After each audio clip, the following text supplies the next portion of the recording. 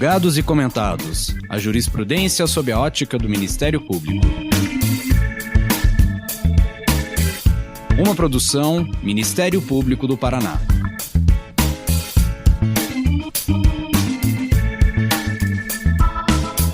Oi, gente, estamos começando mais um episódio do Julgados e Comentados. Eu sou Fernanda Soares e nesse episódio vamos conversar sobre o cumprimento de sentença estrangeira no Brasil, com a participação do Dr. Leandro Cadenas Prado, juiz federal do TRF4. Leandro também ele é professor de Constitucional há 20 anos, ele atualmente compõe a diretoria da Escola da Magistratura Federal do Paraná e ele é ex-assessor do STJ. Gente, um dos princípios básicos da nossa Constituição é de que o Poder Judiciário brasileiro é o responsável por proferir decisões no país e que devem ser observadas por todos. Mas, considerando que o mundo é altamente globalizado, se tornou cada vez mais comum que os conflitos não fiquem restritos apenas ao território brasileiro. E isso levou à criação de regras para que o Estado brasileiro aceite também decisões judiciais proferidas em outros países, mas que possam passar a ser exigidas também no nosso território.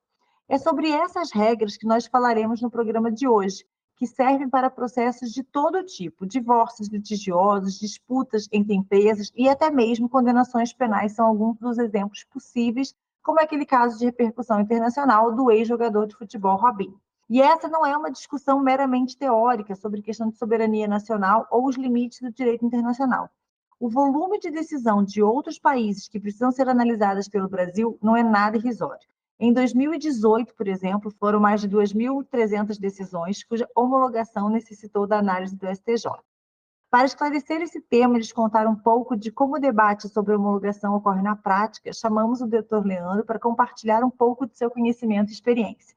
Então, desde já, Leandro, seja muito bem-vindo, muito obrigada por ter aceitado, esse convite de estar aqui com a gente hoje nos Julgados e Comentados. Muito boa tarde a todos. Boa tarde, professora Fernanda Soares. Eu agradeço a você pelo convite e também à Escola Superior do Ministério Público do Paraná pela oportunidade de conversarmos um pouco sobre os assuntos atuais do direito brasileiro.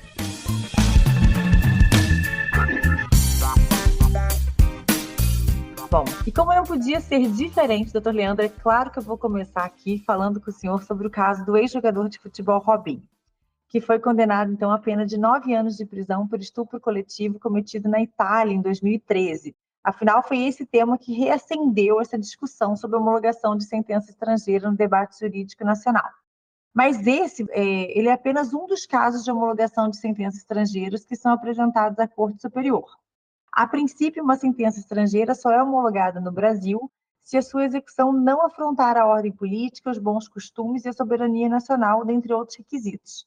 Queria que o senhor abordasse agora com a gente quais são os requisitos mínimos e os trâmites necessários para a validação dessas sentenças pelo STJ e por que as mesmas não passam, na verdade, pelo STF. Bom, inicialmente, convém a gente relembrar que até 2014 essa competência era do Supremo Tribunal Federal, segundo as regras postas no texto originário da Constituição. Como a gente sabe, cada país tem a sua soberania e vai executar as decisões do seu próprio judiciário. Mas como as relações internacionais hoje fazem com que a vida dos países esteja muito relacionada uns com os outros, né? Então a gente vê a necessidade desse intercâmbio de decisões entre os países, que uma decisão de um país que pode interferir de alguma forma no outro país. Então, para que essas decisões estrangeiras possam produzir algum efeito dentro do território nacional, então há essa necessidade de recebimento, digamos assim, dessa homologação dessa decisão estrangeira para que ela possa produzir esses efeitos aqui. Até 2004, então, era o Supremo Tribunal Federal responsável por essa homologação. Com a emenda 45, de dezembro de 2004, passou para o Superior Tribunal de Justiça. E desde então é o STJ quem vem dando sequência a essa homologação das decisões estrangeiras. Dia 7 de maio, agora, eu consultei o STJ e a última homologação de decisão estrangeira levou o número de 10.100. Ou seja, nesses 20 anos, quase 20 anos, nós temos mais de 10.000 pedidos de homologação de decisão estrangeira no STJ. Também tomei o cuidado de dar uma olhada como que foi em 2023, e nós tivemos aí em torno de 1.700 pedidos de homologação, e desses 1.434 foram decididos no ano passado, em 2023. Desses 1.434, 1.307 foram homologados, ou seja, em torno aí de 90% dos pedidos são homologados. Então, como eu ia dizendo, a homologação agora cabe ao STJ, a pessoa interessada ou o país interessado faz esse pedido, o STJ verifica se cumpre os requisitos e, cumpridos os requisitos, homologa a decisão para que ela produza os seus efeitos no território nacional. Esses requisitos, eles basicamente estão ou no CPC ou na Lei de Introdução Nacional ou no regimento interno do STJ. Então, assim, regra geral, posso dizer que, como requisitos, essa decisão estrangeira tem que ter sido proferida por uma autoridade competente, tem que ter tido a regular citação ou verificada legalmente a revelia, se for o caso. Essa decisão tem que ter transitado em julgado, não pode violar uma coisa julgada brasileira, também tem que ter sido chancelada pela autoridade consular brasileira, estar com tradução oficial, e também não ofender a soberania e dignidade da pessoa humana ou a ordem pública. Em geral, esses são os requisitos para que seja homologada. A homologação ou melhor, o pedido de homologação é apresentado para o STJ e a competência para homologação é do presidente do tribunal, do STJ. Só não vai homologar inicialmente, não vai haver homologação inicial pelo presidente do STJ, se houver contestação. Aí, se houver contestação, vai ser distribuído a um dos ministros da Corte Especial, que são os 15 mais antigos, e aí vai ter um trâmite normal de contestação, de réplica e etc. Nessa contestação, ela se refere apenas aos requisitos mínimos para homologação, né? Não se discute, obviamente, matéria de mérito que já foi decidida lá fora, certo? Exato. A homologação das decisões estrangeiras, ela segue essa regra de uma certa delibação moderada ou limitada, né? Isso significa que o tribunal brasileiro não vai se imiscuir no mérito, em hipótese alguma. Não vai decidir se está certa ou errada a decisão. Vai simplesmente verificar se cumpriu os requisitos, autoridade competente, citação, trânsito em julgado, etc. Cumpriu os requisitos, homologa a decisão e a decisão vai ser aplicada no território nacional. Não cumpriu os requisitos, não homologa e pronto. Não se discute se a decisão está correta ou não, se foi justa ou não, se foi razoável ou não. Isso não se discute. Se discute apenas os requisitos objetivos. Cumpriu os requisitos, é homologado. Não cumpriu, não é homologado. Essa homologação também é importante que se diga que ela pode ser parcial. Pode ser que uma parte da decisão esteja com os requisitos cumpridos e essa parte é homologada, e a parte que não tem os requisitos cumpridos não é homologada. Por exemplo, se transitou em julgado uma parte só da decisão, ou só se uma parte do pedido de homologação cumpriu todos os requisitos objetivos. Por exemplo, no caso de separação litigiosa, e que ainda se aguarda a decisão sobre a divisão dos bens, ou sobre pensão, ou sobre outras coisas acessórias que o casal tenha discutido fora do processo, por exemplo. O STJ vai homologar apenas a parte que se refere à decisão da autoridade competente que transitou em julgado. O que ainda não transitou em julgado não vai homologar. Então, ele poderia homologar só uma parte e a outra parte não homologar. E, num segundo pedido posterior, homologar a segunda parte, se essa segunda parte, por exemplo, que ficou para trás, foi transitou em julgado, por exemplo.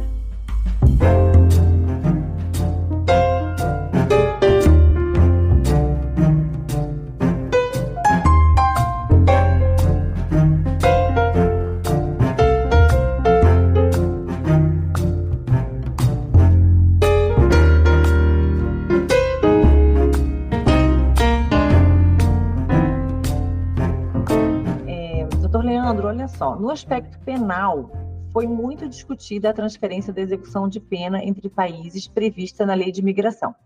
O professor Valério Muzioli, inclusive, argumentou que o artigo 5º 51 da Constituição Federal veda a extradição de brasileiro nato, não sendo possível, dessa forma, falar na aplicabilidade do artigo 100 da Lei de Imigração, que admite a execução de pena estipulada em sentença estrangeira em território nacional apenas, abre aspas, né, nas hipóteses em que couber a solicitação da extradição executória, fecha aspas. Como essas regras dialogam com as previsões contidas no CPC para homologação de sentença estrangeira e com os tratados internacionais aos quais o Brasil é vinculado? Então, desde sempre, a previsão de homologação de decisões estrangeiras em matéria penal vinha regrada pelo artigo 9º, já há muito tempo, já há 40 anos, tinha esse regramento no artigo 9º do Código Penal, que dizia que a sentença estrangeira ela só poderia ser homologada no Brasil para obrigar o condenado à reparação do dano e outros efeitos civis, ou sujeitá-lo à medida de segurança. Eram essas duas únicas hipóteses em matéria penal que o Código Penal brasileiro autorizava, isso desde 1984. A Constituição de 88 expressamente veda a extradição. O que a gente não pode confundir é a execução da pena estrangeira no Brasil com a extradição. São dois institutos diferentes. A extradição é a entrega de uma pessoa para cumprir a sua pena ou para ser processada no exterior. A extradição perfeitamente possível no Brasil, desde que não seja de brasileiro nato ou brasileiro naturalizado, salvo as exceções que a gente conhece aí do crime praticado antes, né, ou do tráfico de drogas. No caso do naturalizado. No brasileiro nato, não existe exceção, não existe nenhuma hipótese em que o Brasil esteja autorizado pela Constituição a extraditar, ou seja, a entregar o brasileiro nato para ser processado ou cumprir pena no exterior. Essa hipótese não existe, é uma vedação expressa da Constituição. Nós estamos tratando aqui de cumprimento de pena imposta por Estado estrangeiro. Então, como a gente viu, pelo artigo 9º do Código Penal, isso era vedado, só a não ser que fosse medida de segurança, ou então para efeitos civis. Em 2017, veio a Lei da Migração, que é a Lei 13.445, que mudou um pouco esse regramento. E o artigo 100 passou a prever a possibilidade, nos casos em que couber a solicitação de extradição executória, a autoridade competente poderá solicitar ou autorizar a transferência da execução da pena, desde que observado o princípio do non bis in idem. Non bis in idem é o princípio que prevê que, se ele já foi condenado no exterior, ele não pode ser processado e condenado novamente aqui pelo mesmo crime. Então, haveria essa vedação. Boa parte da doutrina, inclusive, interpreta que, por conta disso, também não poderia ter a execução da pena imposta no exterior para brasileiro nato. E alguns, como o professor Valério, dizem isso expressamente, que já que é proibida a extradição, então, por consequência, também é proibida a execução no Brasil de pena imposta no exterior. Essa questão nunca tinha sido analisada pelo STJ até o advento desse caso da homologação de decisão estrangeira do jogador Robinho. Foi a primeira vez que o STJ se debruçou sobre esse tema. Antes disso, o governo da Itália tinha pedido a extradição, inicialmente foi pedida a extradição, como a gente viu, a extradição foi negada por ser brasileiro nato, então, foi negada a extradição, passamos para o segundo passo. Então, não extradita para cumprir a pena lá, mas então eu transfiro a pena para ser cumprida no Brasil. E aí iniciou essa discussão, se seria possível ou não. O STJ entendeu, agora, em decisão recente, né, repito, foi a primeira vez que se decidiu isso expressamente no Brasil, entendeu que não há vedação à transferência da execução da pena.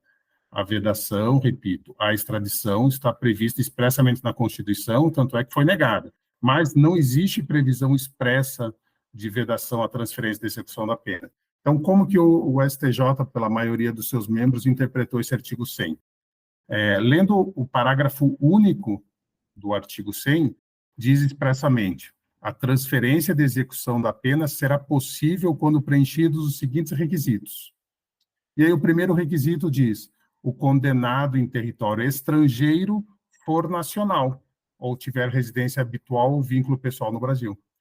Então, o STJ leu esse inciso 1º do parágrafo único do artigo 100 da Lei de Imigrações da seguinte forma: é possível a transferência da execução da pena se um dos requisitos, né, o condenado em território estrangeiro for nacional. Então, o Robinho é brasileiro nato, ele está no Brasil, não pode ser extraditado, portanto, é possível a execução da pena imposta pela Itália no Brasil. Esse é só um dos requisitos, evidentemente, né? Todos os demais requisitos foram analisados e o STJ entendeu, por maioria, que esses requisitos estavam preenchidos e, portanto, é possível, segundo esse julgado, é possível a transferência para execução da pena do estrangeiro para execução no Brasil, ainda que o réu, o apenado, seja um brasileiro nato. Isso também para privilegiar as relações internacionais e vários princípios e vários acordos internacionais que o Brasil faz parte, como uma forma também de impedir a impunidade, porque, como eu disse, é jurisprudência consolidada do STF e esse princípio do non bis in idem. Nesse caso específico, se não fosse executada a pena italiana no Brasil, em desfavor do jogador Robinho, e se ele jamais saísse do Brasil, ele nunca cumpriria pena pelo crime que ele praticou, que já transitou em julgado, e que não se discute mais se houve ou não o crime. Transitou em julgado, isso não é uma questão para análise do STJ. Então, se não houvesse isso, simplesmente o Brasil estaria indo contra todos os acordos internacionais que prevêem essa possibilidade de transferência da pena. Só por ele ser, entre aspas, brasileiro nato, então ele não cumpriria a pena? Então, essa seria uma consequência prática, né?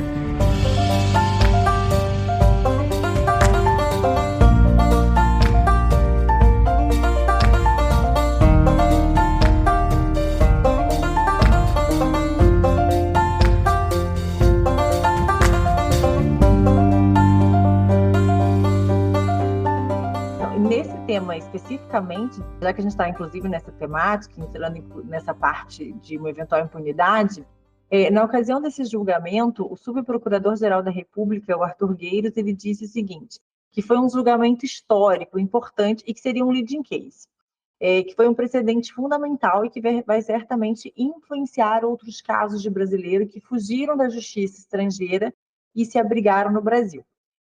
Então, com isso, mais a sua fala, eu queria até que o senhor complementasse um pouquinho, porque aqui, assim, eu queria, como que o senhor também considera o valor e a importância desse precedente para o combate à impunidade, em especial nessa temática tão relevante quanto a violência sexual. Eu sei que o senhor já estava entrando nesse aspecto, né, do fato de que, se não fosse feita essa homologação, a gente ensejaria numa eventual impunidade.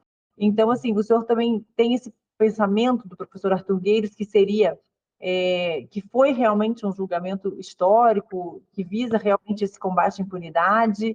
Queria que o senhor continuasse tecendo considerações nesse ponto, por gentileza. Exato.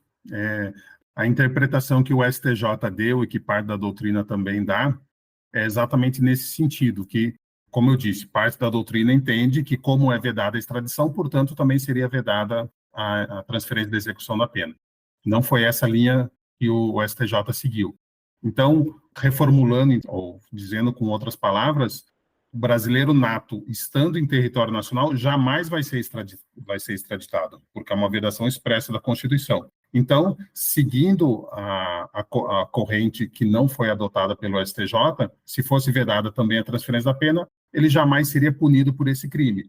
Alguns entendem que que o Brasil poderia, então, iniciar um processo criminal aqui no Brasil, com vistas a puni-lo por esse crime praticado na Itália. Mas, como ficou bem claro, é vedado bis in idem, ou seja, ele não pode ser processado duas vezes pelo mesmo crime. E ainda que isso fosse possível em tese, ele sofreria todo o processo aqui, cumpriria a pena, por hipótese, se ele fosse apenado aqui no Brasil também, e no futuro, depois de cumprida a pena, ele poderia viajar para a Itália e ser preso novamente lá e cumprir a pena de 9 anos imposta pela Itália. Se essa fosse uma hipótese viável. Não é viável porque há uma série de tratados entre o Brasil e a Itália e também tratados multilaterais que prevê essas hipóteses. Não tem um tratado especificamente sobre o crime de estupro. Tem vários outros tratados de outros crimes, mas existem também previsões internacionais genéricas que tratam desse tema e que possibilitam, então, essa linha adotada pelo STJ. Como eu disse, o teor da condenação, se ele praticou ou não, se é correto ou não, se a pena foi muito alta ou não, isso não é objeto de discussão no âmbito do STJ, que, inclusive, foi uma das linhas de defesa do Robinho no âmbito do STJ, e essas alegações foram desconsideradas porque isso não é objeto de deliberação pelo STJ. Por exemplo, a defesa do Robinho disse que as interceptações telefônicas que basearam a condenação foram ilícitas, que foram com prazo superior ao previsto em lei, que não tinha autorização judicial, que tinha uma série de falhas no processo italiano e que esse processo seria nulo. Então, nada disso importa para a análise da decisão de homologação ou não. Mesmo porque tudo isso já tinha sido alegado lá no processo, poderia ter sido a revelia, mas não foi a revelia. Então, o Robinho teve assistência de advogado durante todo o processo, é um processo longo, os fatos são de 2013. E tudo isso foi alegado lá, e a justiça italiana, numa ação que já transitou em julgado, afastou todas essas alegações. Não seria agora o STJ que teria competência para discutir isso. Então, reafirmando, né, a competência do STJ se limita só à análise desses requisitos objetivos. Todos cumpridos, e o STJ entendeu que todos foram cumpridos, homologa a decisão e já determina a execução. A execução de todas as homologações do STJ, a execução é feita pela Justiça Federal, sempre pela Justiça Federal. Pouco importa o assunto, se for criminal, se for de família, se for comercial, se for relativo a seguros ou direito de menores, é sempre a Justiça Federal que executa. Eu só queria acrescentar uma informação extra. Uma das alegações da defesa do Robinho foi que não poderia se aplicar essa lei da migração, a 13.445/2017, em razão do princípio da anterioridade da lei penal que prejudica a situação do réu, né? Como a gente viu, o fato é de 2013, e em 2013 ainda estava em vigor o Código Penal na regra que trata que inviabiliza a execução no Brasil, a não ser que seja para fins cíveis ou para medida de segurança. Então, essa lei foi alterada em 2017, né? Então, tem essa interpretação inicial, se seria constitucional ou não, como a gente já comentou, por conta da vedação à extradição, mas também tem a discussão acerca da irretroatividade da lei penal. O STJ entendeu que aqui, por se tratar de execução da pena, que essa lei teria, nesse caso, características processuais, portanto, atrairia a sua aplicação imediata. Então, por conta disso, ela se aplica a partir da sua vigência, né? Ela se aplica imediatamente, ainda que fatos ocorridos anteriormente. Mas, enquanto lei processual penal, ela tem aplicação imediata. Então, era só essa observação que eu gostaria de trazer, porque, naturalmente, parte da doutrina e a defesa do Robinho entendem o contrário, que, por ser uma lei penal, que não teria essa aplicação imediata. Aproveitando ainda esse assunto, além em matéria penal, né? Além do caso Robinho, o do Corréu também já chegou para homologação, o senhor sabe? Porque eu sei que o senhor era, na verdade, o assessor do ministro, né, que foi o relator desse caso. Então, por isso a minha pergunta, se o senhor tem conhecimento, se já chegou, qual a situação? Eu fui juiz instrutor do ministro Falcão, que é o relator desse caso, até janeiro deste ano. E eu acompanhei desde o início esse processo, e logo em seguida o do Robinho, pouco tempo depois chegou também de outro partícipe desse crime. Na verdade, foi o estupro coletivo concluído aí pela justiça italiana, foi praticado, segundo consta nos autos, por 6 pessoas, o Robinho, mais esse outro colega e outros 4, todos brasileiros, numa boate na Itália, contra uma menina, salvo engano, albanesa, que estava comemorando seu aniversário lá de 23 anos naquela época. E aí ela estava sob efeito de álcool, na verdade, todos estavam sob efeito de álcool, e pela madrugada praticaram atos que levaram a esse estupro coletivo. A justiça italiana iniciou a investigação, inclusive chegou a ouvir os acusados na época, alguns voltaram para o Brasil, e aí quando começou o processo, acabaram não sendo citados porque não foram localizados, os outros 4. O Robinho e o outro companheiro dele foram citados, responderam todo o processo e ambos foram condenados por esse estupro coletivo. Dos outros 4 que teriam participado também do mesmo ato, o processo encontra-se suspenso porque não foram localizados para citação. E aí, sobre esses, eu também não sei mais detalhes.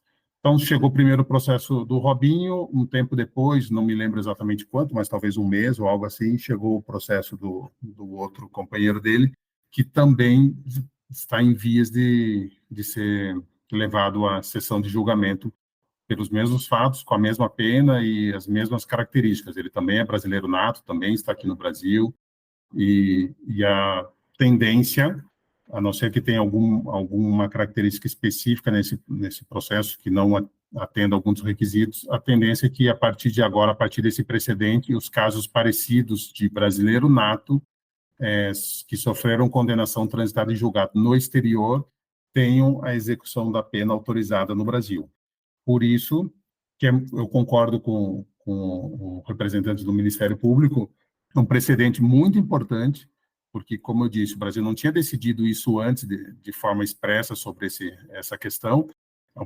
É um precedente muito importante que deve orientar os julgamentos posteriores. Então, sempre que tiver um brasileiro nato com uma decisão criminal em seu desfavor no exterior e houver o pedido que atenda os requisitos formais da homologação, que tenha a pena cumprida no Brasil. A partir de agora, a tendência é que a gente veja essa decisão ser repetida em outros casos.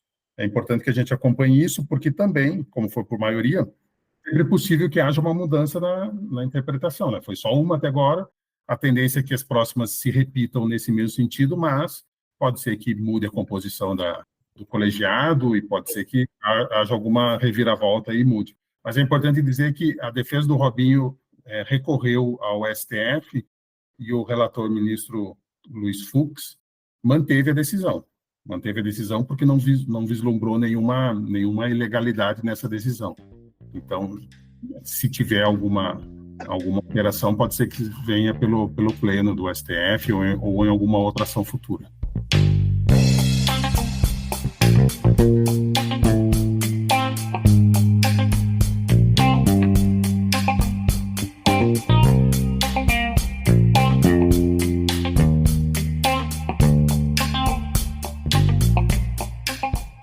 Vamos mudar um pouquinho agora. Eu sei que esse tema Robinho deixa todo mundo assim super instigado, né? Justamente pela temática, por ter sido o leading case. Mas vamos mudar um pouquinho aqui para uma outra temática também relacionada à homologação pelo STJ de decisões interlocutórias, em relação aos julgamentos da justiça arbitral e até mesmo de decisões de urgência.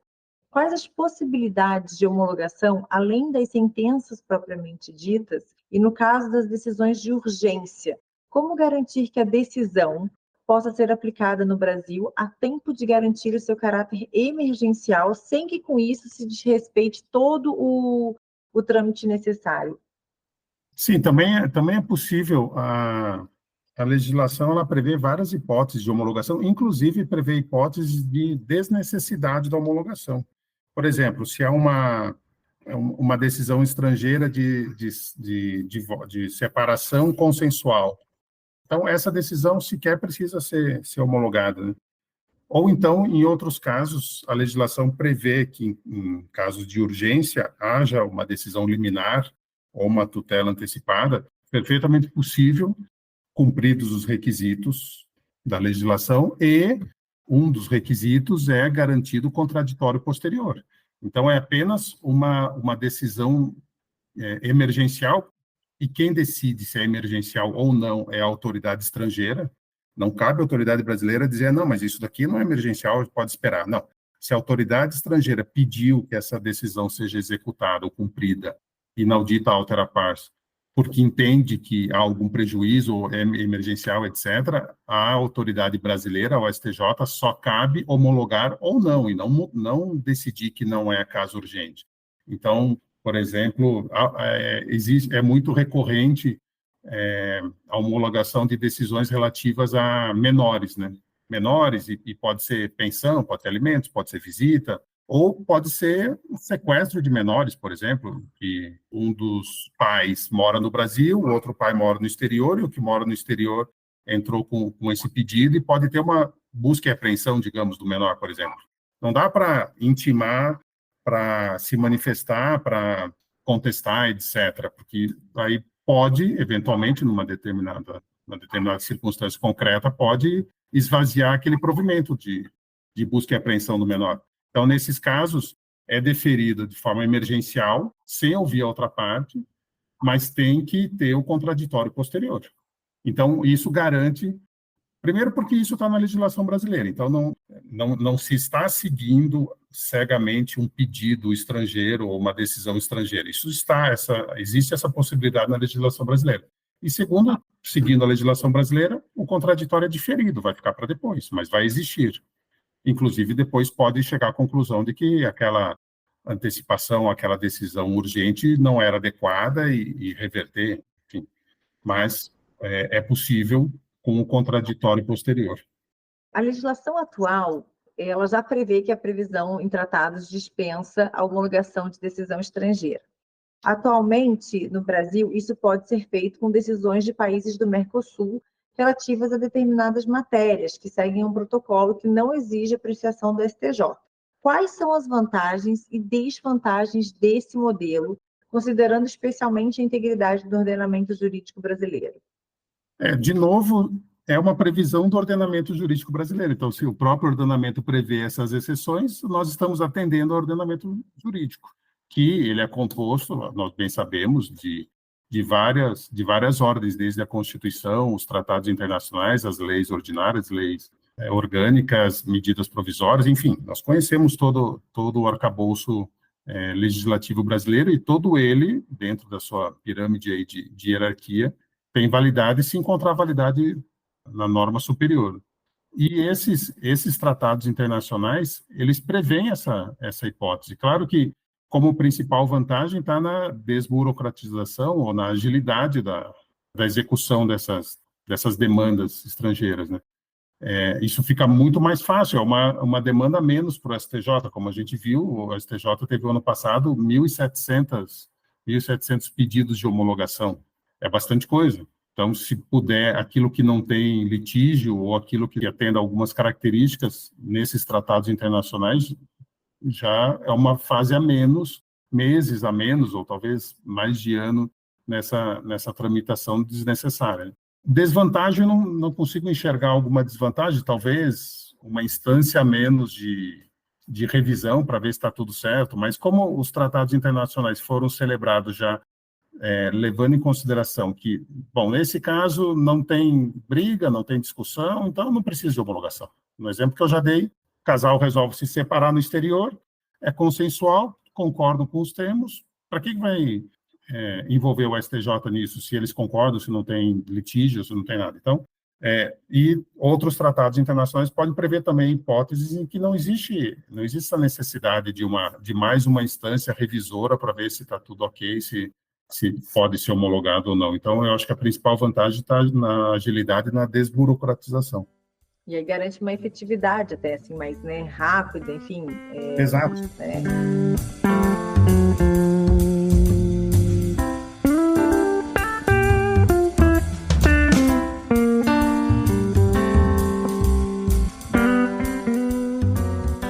Doutor Leandro, vamos mudar só um pouquinho ainda para danos ambientais. Em julgamento que buscava homologar decisão estrangeira que condenou uma empresa ao pagamento de indenização por danos ambientais, o STJ entendeu que, abre aspas aqui, em conformidade com o princípio da efetividade, todo pedido de homologação de sentença alienígena por apresentar elementos transfronteiriços demanda a imprescindível existência de algum ponto de conexão entre o exercício da jurisdição pelo Estado brasileiro e o caso concreto a ele submetido, fecha aspas. Esse requisito, no entanto, não consta da legislação que regula a matéria. O senhor teria alguma percepção? Como que o senhor avalia a imposição desse requisito? Sim, a questão toda é que o STJ ele só vai homologar uma decisão que tem algum interesse a ser implementado no Brasil. Senão, não tem por que homologar essa decisão. Então, por exemplo, uma empresa nacional acionou um seguro de uma seguradora europeia por um acidente com um navio no Japão. Então, a justiça estrangeira vai decidir, por exemplo, que essa empresa brasileira tem que receber a indenização por aquele acidente e que a empresa europeia lá de seguro tem que pagar por esse acidente que aconteceu lá no Japão. Vai ter a decisão, essa decisão vai transitar em julgado, ela vai trazer aqui para o Brasil para ser executada aqui no Brasil, por exemplo. A empresa brasileira, por exemplo, ou se o devedor está no Brasil, enfim. Mas, de alguma forma, a jurisdição no território nacional tem que ser necessária, porque se não tiver nenhum aspecto a ser implementado no Brasil, ou não é nem o autor, ou o réu, ou o devedor, ou o menor, ou quem está se separando, enfim, ou o credor, se não tiver nada no Brasil, não tem por que homologar.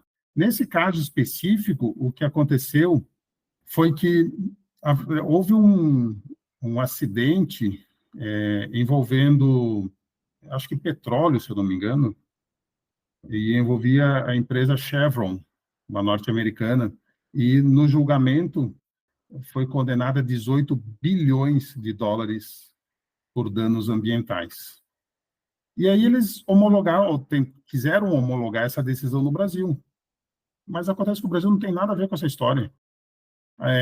A quem foi condenado foi a Chevron Corporation, norte-americana. No Brasil, tem uma outra Chevron do Brasil, que é uma pessoa jurídica com patrimônio próprio e que não tem nenhuma relação com a Chevron, que foi condenada por esse dano ambiental, não participou desse processo, então não tinha nada a ver, só tem o mesmo nome, talvez seja do mesmo grupo empresarial, não sei dizer.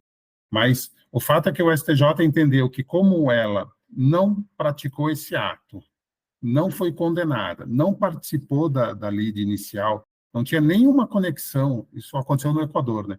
Não tinha nenhuma conexão entre esse processo que ocorreu lá no Equador com o Estado brasileiro.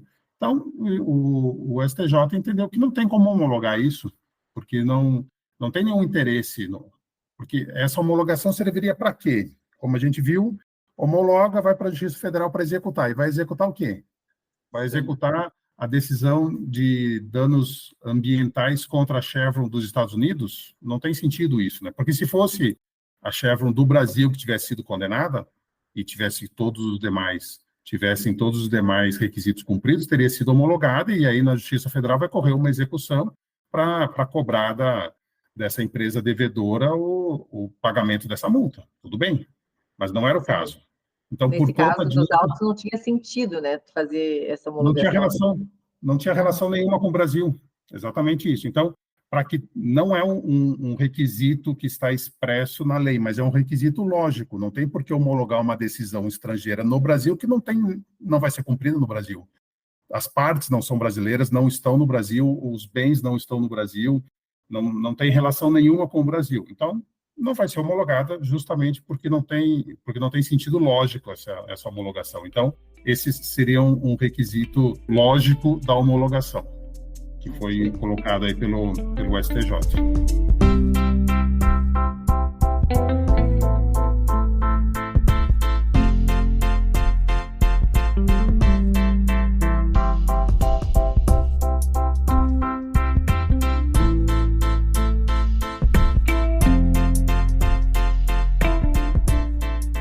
Doutor Leandro, nós encerramos aqui os temas que a gente tinha proposto para esse nosso bate-papo. Eu queria muito agradecer a participação do senhor aqui nesse episódio. Foi um tema que nunca tinha sido tratado aqui nos julgados e comentados, né? Essa homologação de decisão estrangeira pelo STJ.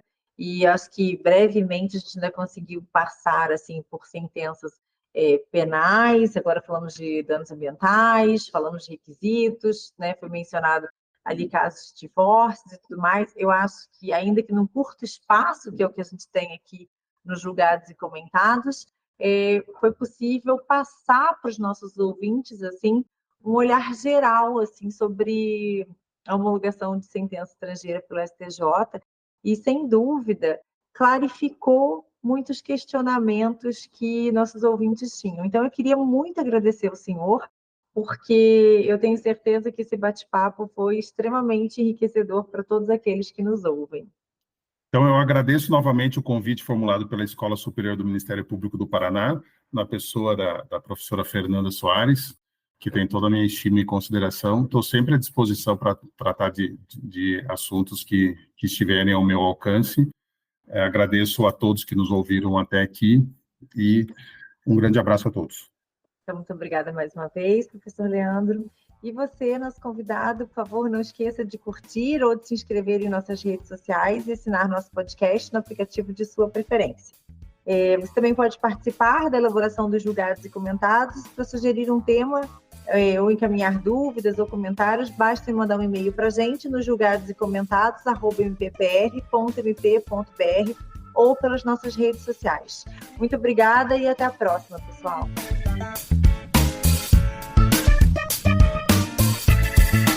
Uma produção Ministério Público do Paraná.